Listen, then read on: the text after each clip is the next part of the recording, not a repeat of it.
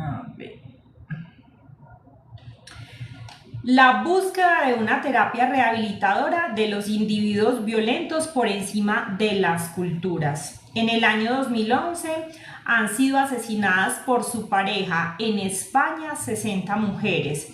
En el 2010 fueron 73. Las denuncias por maltrato en el 2011 fueron 134.100 a razón de 367 por día como media.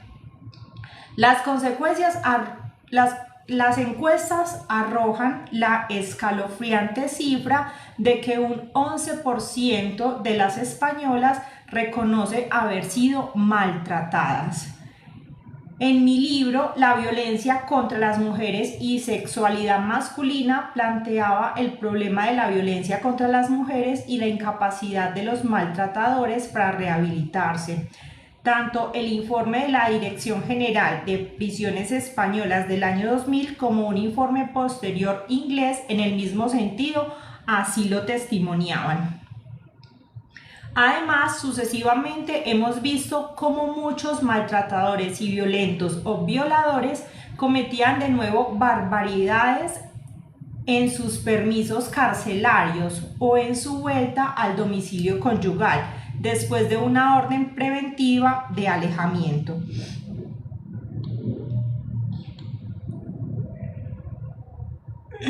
Todo ello me indujo a plantearme qué podía suceder en el cerebro de esos tipos violentos y por qué era tan imperiosa su ira contra sus mujeres, hasta el punto de obnubilarles y matar a sus hijos con ellas, como ha sucedido en algunos casos.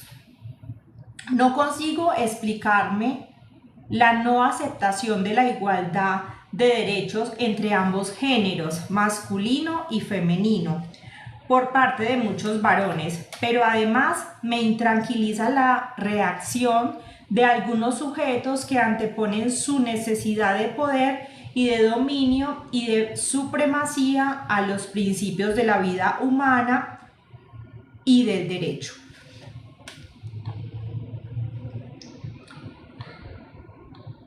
Se dio la circunstancia de que la publicación de mi primer libro sobre la violencia dio pie a que me invitaran a diversas mesas redondas sobre el tema y a dar conferencias al respecto, y las conclusiones de todos mis estudios y búsquedas de documentación abocaban ante esta incapacidad de rehabilitación de los maltratadores a los que aludía y quedaba también reflejada en la película Te doy mis ojos. Miren, si quieren anotar esa película para que la vean, chévere, por acá la voy a resaltar.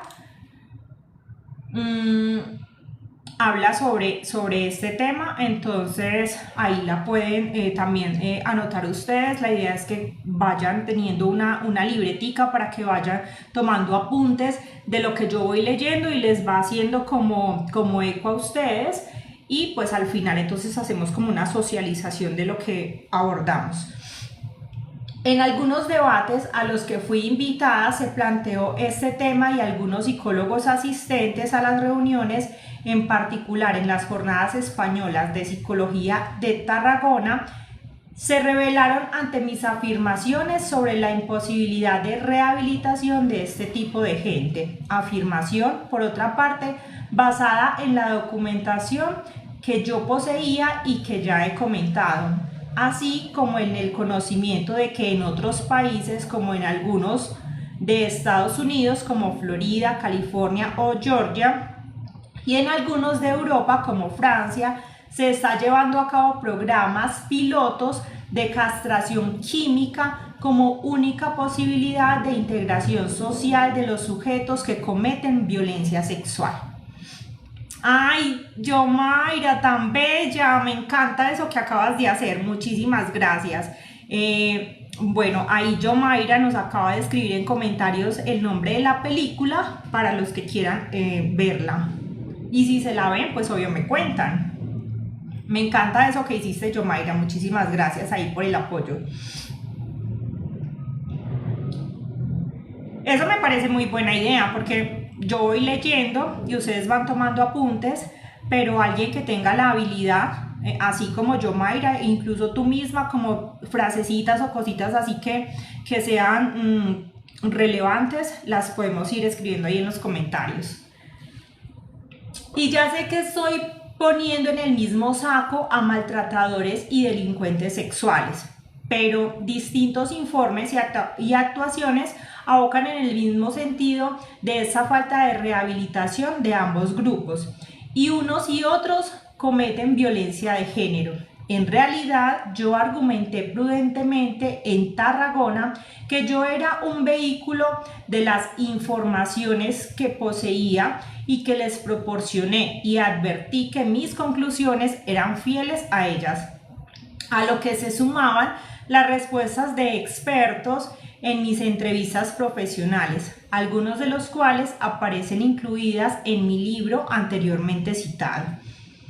Pero a pesar de mi defensa, y en mi interior quedó el ansia de indagar más en este tema de violencia, abordando el estudio de los mecanismos psicológicos y neurofisiológicos que rigen la ira como antecedente de la violencia, y además de interesarme en la psicobiología de esta emoción negativa. Empecé a buscar en otras culturas distintas de la occidental otro tipo de puntos de vista acerca de esas emociones negativas. Fruto de esta investigación es este libro. Como estudio de la psicobiología de la ira, se suma al de la agresividad y la sexualidad. El título La maté porque era mía está asociado a la triste realidad que nos envuelve y está tomando de aquel tango que cantaba Carlos Gardel. Hay una versión posterior del grupo Platero y Tú, en primer álbum de vinilo en 1991, titulado Voy a acabar borracho. Existe una reedición en CD de 1996. También fue el título de una película francesa dirigida por Patrice Lecomte y protagonizada por Philippe Noiret, Richard Thierry y Carol Bouc, con música de Angélique Nachon y Jean-Claude Nachon. En ese recorrido de mi investigación me impresionó el contenido del libro de Daniel Goleman, Emociones Negativas, basado en las reuniones habidas con el Dalai Lama y varios neurocientíficos occidentales para discutir sobre esas emociones que los budistas denominan destructivas, por cuanto impiden el desarrollo evolutivo personal de los individuos.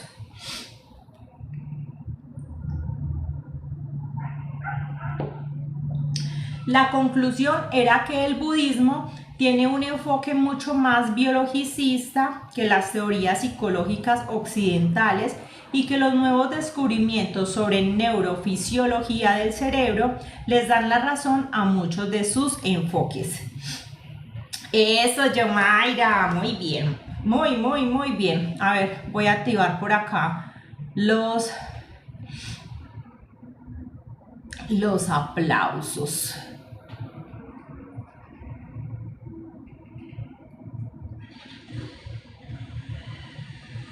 Oh, por Dios, esto se actualizó. Oh my God. ¿Y ahora qué voy a hacer con los aplausos?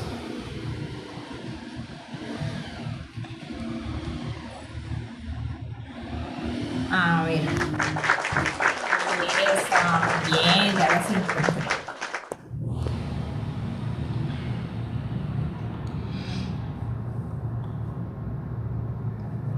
La conclusión era que el budismo tiene un enfoque mucho más biologicista que las teorías psicológicas occidentales, y que los nuevos descubrimientos sobre la neurofisiología del cerebro les dan la razón en muchos de sus enfoques. Y he de confesar que soy una biologicista convencida por mi formación como periodista científica especializada en salud, medicina y sanidad.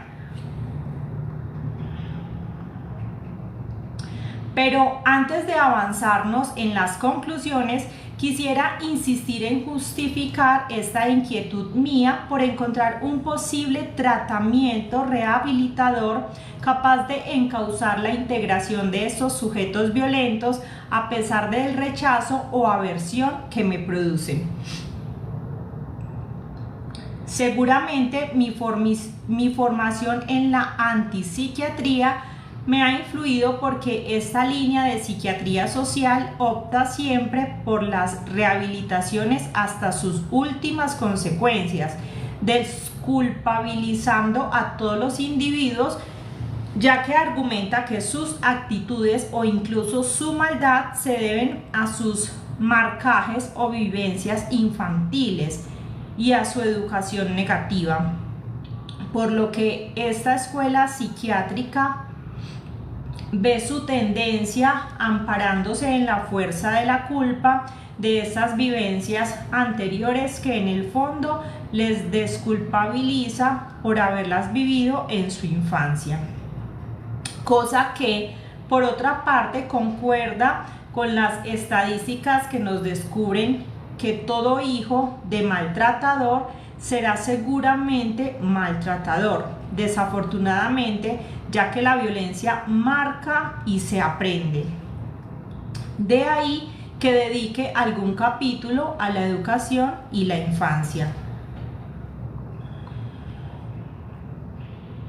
Por otra parte, los estudios sobre las bases de la neurofisiología cerebral nos descubren que un individuo sumido en un peligro constante de agresión vive en un estado también constante de alerta y sus impulsos de defensa se desencadenan ante lo que él cree un peligro que muchas veces quizá no lo es en realidad. Así que el individuo que ha vivido sumergido en el maltrato o en un constante choque traumático en su infancia, dicen que es casi lógico que tenga reacciones violentas porque ha creado unos circuitos neuronales permanentes de defensa. Sé de niños adoptados que han llegado de un orfanato, por cierto, no muy digno, en el que les pegaban, que cuando los padres adoptivos les han negado algo a los niños o les han intentado solo reprender, los niños se han cubierto enseguida la cara y la cabeza esperando el golpe. Sus circuitos neuronales habían creado ya el estado de alerta. Así que los expertos aseguran que quizá ciertos individuos violentos atacan porque se creen atacados, aunque no lo estén, porque traducen como ataque una simple negativa, ya que persiguen el dominio por el dominio. Y aquí es donde radica el núcleo conflictivo de la cuestión.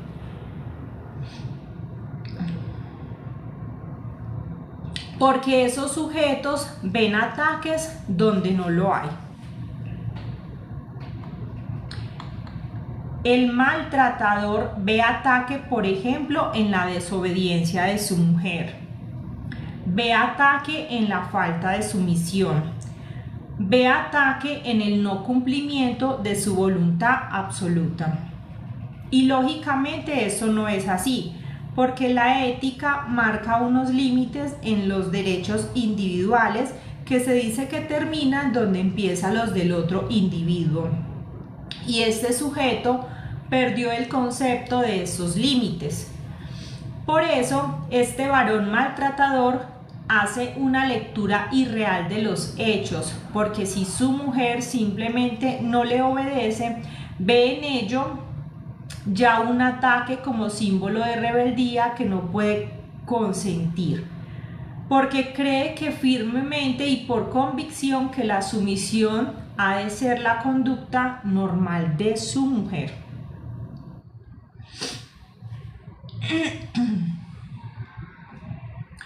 La fisiología es muy reveladora y la biología nos adentra en la bioquímica del organismo humano.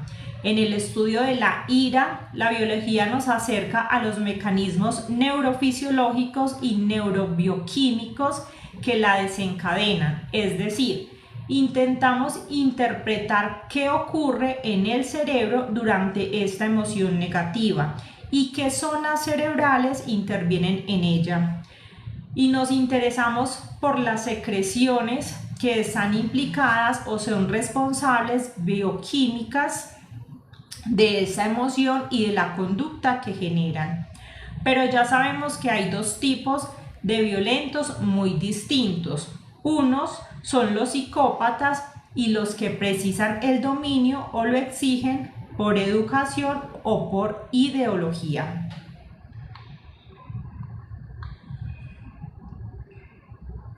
Y el sentido de psicopatía, que puede ser muy variado, al tiempo en que puede funcionar en varios grados, de manera que el psicópata sea considerado una persona normal socialmente. Así lo describe Edward Punset en su libro El alma está en el cerebro, haciéndose eco de las conclusiones de diversos neurocientíficos, quienes coinciden en definir al psicópata como un individuo sin empatía, es decir, sin la capacidad de ponerse en el lugar del otro. Y desde luego, esto es muy variable en grados, desde el que asesina brutalmente y se engaña con su víctima,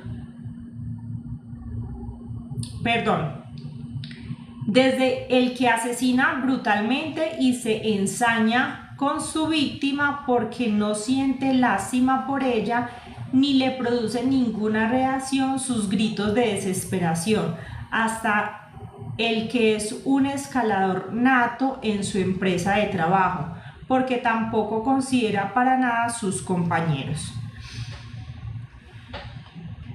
El autor se refiere al psicólogo Robert, profesor emérito de la Universidad British Columbia en Canadá, autor de La psicopatía, teoría e investigación, y de Sin conciencia, el inquietante mundo de los psicópatas que nos rodean.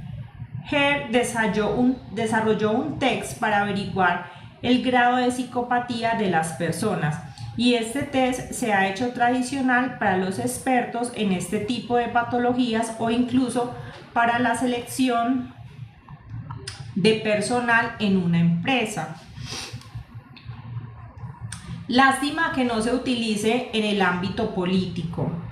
Robert y su equipo de Canadá investigan desde hace tiempos, según Punset, un método para el tratamiento de los psicópatas que incidía en el comportamiento, ya que no tiene sentido apelar a su conciencia si no la tienen.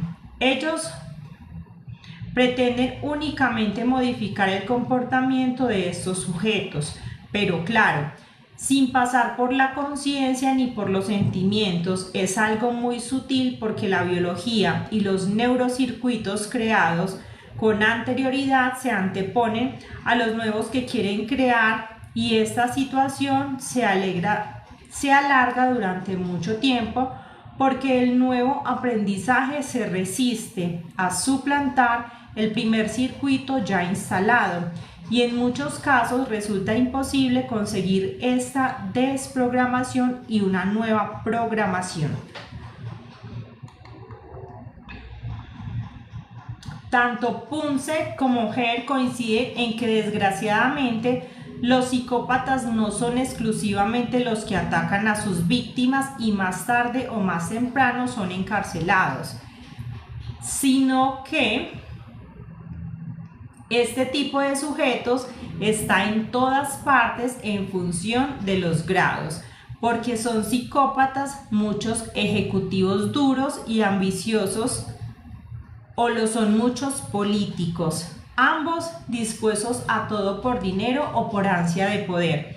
Cuando observamos la proliferación de políticos corruptos y su desplante ante la justicia, el tiempo en que analizamos su poca inteligencia en tejer una trama que se deshace por todas partes, aparece claramente la figura paranoica que está por encima del bien y del mal, y encontramos a un individuo que parece haberse creído con derecho a lo que ha hecho. Exactamente lo mismo que ocurre con el maltratador machista.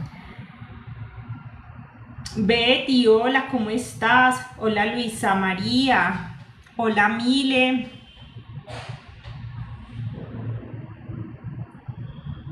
Mm, imprudente. ¿Cómo haces? Pues debes conectarte acá para que aprendas mucho sobre la superación de dependencias emocionales y la superación de las diferentes violencias como la física, la psicológica, la sexual, la económica. Hay una pregunta muy importante, es que pienses también tú por qué la elegiste. Ahí te dejo esa reflexión.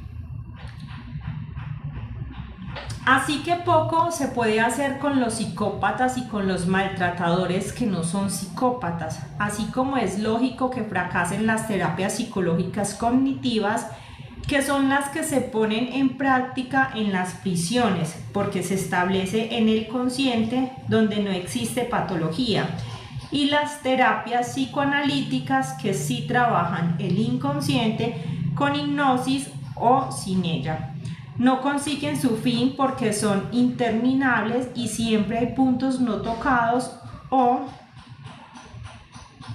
inaccesibles.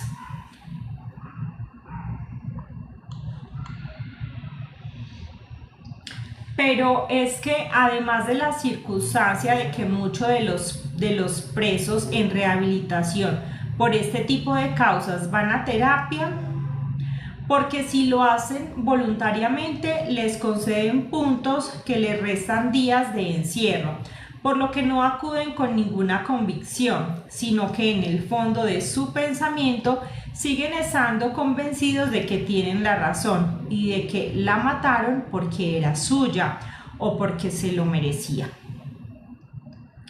Eso es lo que sucede con los maltratadores, seguramente maltratados en su infancia y que además tienen por segura la inferioridad de la mujer y la necesidad de su sujeción y dominio.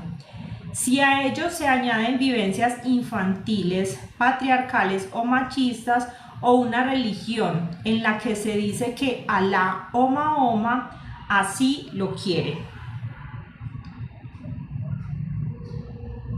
entonces no hay terapia que valga porque la ideología siempre prevalece. Solo me parece un punto oscuro en esta larga reflexión.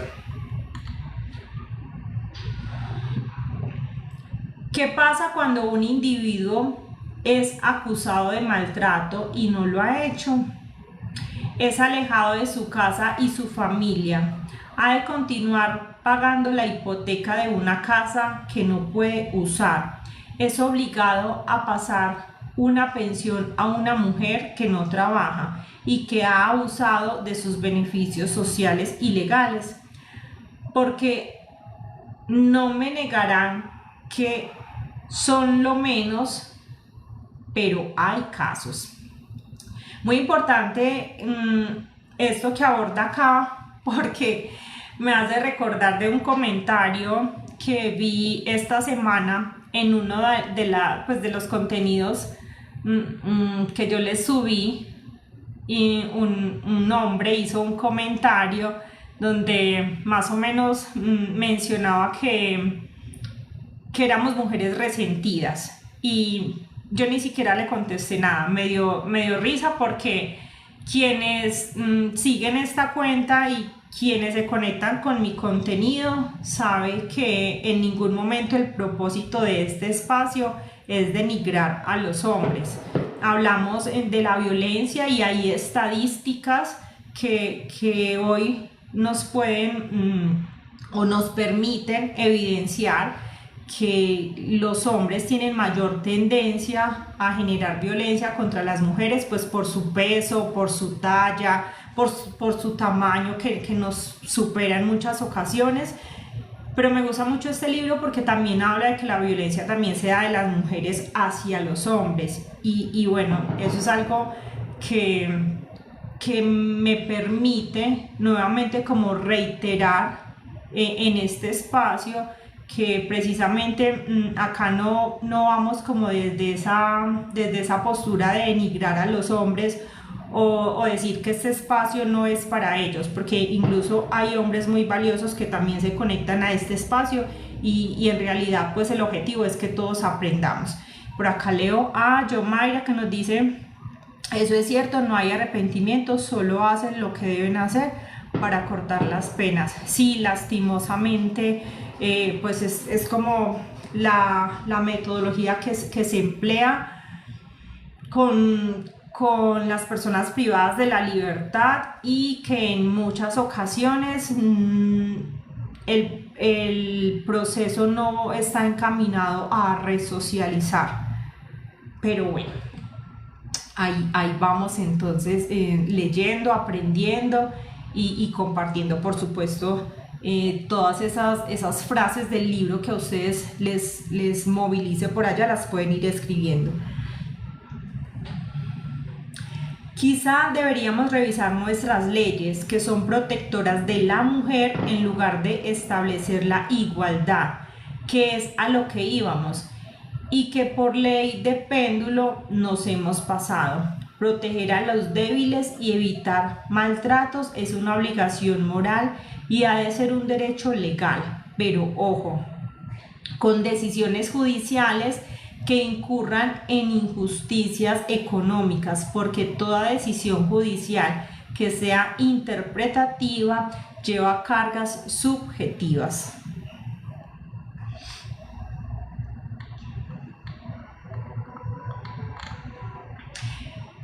Y empezamos con el capítulo 1. Todo eso que estábamos leyendo era la introducción. Empezamos entonces con el capítulo 1, que se llama ¿qué es la ira? La ira y la violencia. La ira en el ámbito familiar. Ira y violencia doméstica. O sea que acá en este capítulo vamos a hablar de violencia intrafamiliar. La ira es la indignación, molestia o enfado, según los grados, que se manifiesta con enojo, rabia, cólera o furor, también según los grados. Hablamos siempre de una emoción que suele manifestarse con una fuerte descarga del sistema nervioso, con grandes dosis de agresividad física o verbal en calidad de injurias. La ira se define como una emoción negativa porque produce malestar en lugar de placer, como lo haría la alegría, que es una emoción positiva. Eso, Yomaira, así es. Muchísimas gracias por ese súper apoyo. La diferencia entre emoción y sentimiento es su base consciente o inconsciente. El sentimiento es una emoción consciente y por lo tanto racional, mientras que la emoción es inconsciente. Es fruto de la inteligencia emocional y no ha atravesado el plano de lo racional. Por ello se admite que la ira puede manifestarse en forma de cólera, en un estado de obnubilación por parte del sujeto que está cegado por esa emoción negativa. De ahí el hecho demasiado frecuente de que los jueces dictaminen penas menores a los sujetos que han cometido asesinatos, vejaciones o agresiones sexuales, bajo arrebato ocasionado por descargas de ira, al tener en cuenta que el posible bloqueo racional del culpable y juzgar el hecho como que fue realizado bajo influencia emocional pura y sin participación racional. Estamos aprendiendo también de inteligencia emocional. Ya sabemos entonces que a la violencia la antecede una emoción como lo es la ira. De lo dicho se desprende la íntima relación entre ira y violencia, dado que la segunda es una actividad física desencadenada por la cólera, que es fruto de la ira, emoción que ha activado el sistema nervioso, que a su vez ha activado la conducta humana, porque la cólera es la expresión de la ira como manifestación externa.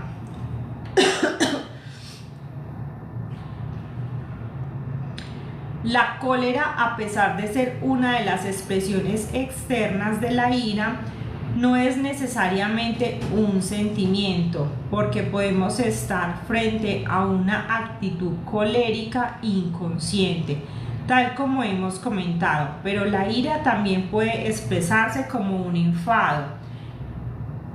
Es ya tenido como una manifestación consciente, como sentimiento expresado que se desarrollará en el plano del consciente racional y que tiene menor grado. Quizá por ello no se da la obnubilación. Otra expresión de la ira también puede ser el enojo, que también transcurrirá en ese plano consciente y que representa a sí mismo el menor grado, aunque el enojo no siempre será manifiesto como la cólera, porque una persona enojada puede optar por irse, por callar o por mostrar su enojo a través de una manifestación colérica o de enfado. Por lo que el enojo y enfado no solo se diferencian en el grado, sino también en su necesidad de manifestación o no. Porque el enfado es consciente y manifiesto, mientras que el enojo puede ser inconsciente, consciente y manifestarse con desagrado, desapego o venganza, o bien no manifestarse y uno guardarlo para sí. En cambio, el enfado es siempre manifiesto en la palabra o en el gesto.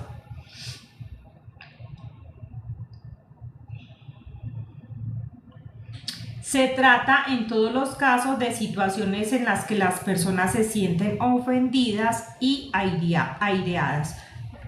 Sin embargo, también podemos estar hablando de la ira exaltada que se manifiesta con rabia o furor, y en este caso puede ser inductora de violencia o solo de cólera, que se expresará con matices verbales hirientes. Bueno, yo creo que podemos dejar hasta ahí. Ya saben, quedamos en el capítulo 1. Vamos a dejar hasta ahí.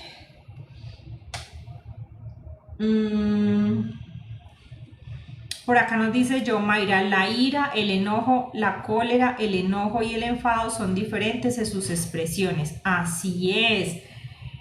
Así es. Muchísimas gracias por ese súper apoyo. Y bueno, mis queridas y queridos, entonces hablemos un poquito de lo que aprendimos hoy, de lo que nos quedó como de este primer acercamiento que tuvimos. Yo les comparto inicialmente y ya ustedes quienes deseen van compartiendo pues como algunos aprendizajes, alguna palabra, alguna frase que se les haya quedado. A mí inicialmente este título me impactó bastante y también me generó mucha curiosidad.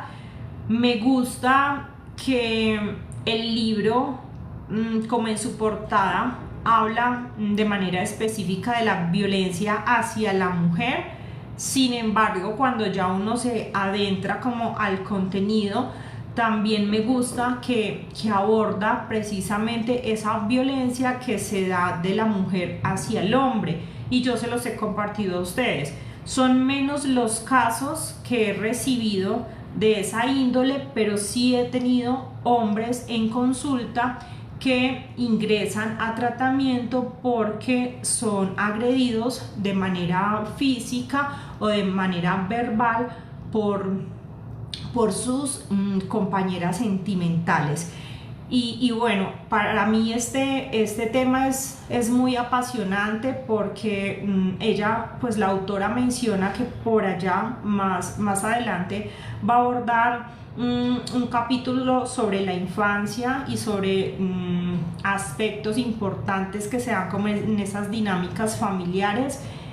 Y pues particularmente yo soy una que les insisto mucho a las mamás cuando utilizan la agresión física para corregir conductas no adaptativas en los niños, Les digo, recuerden mamás que cuando usted corrige a su hija o a su hijo con golpes, usted le está dejando algo grabado en su psique y en su corazón.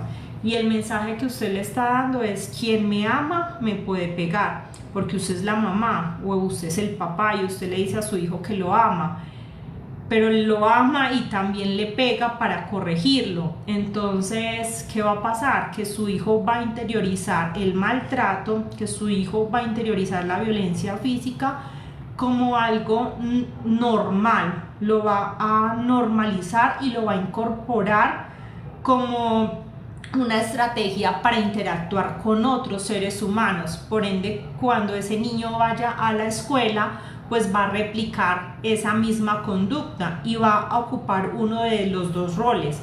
Va a ser el niño que agrede a otros o va a ser el niño que permite que otros lo agredan, y luego eso va a escalar, y cuando ese niño ya no sea un adolescente sino que sea un adulto, se va a vincular con parejas que lo agreden física y verbalmente, porque yo en mi casa aprendí que quien me ama me puede pegar.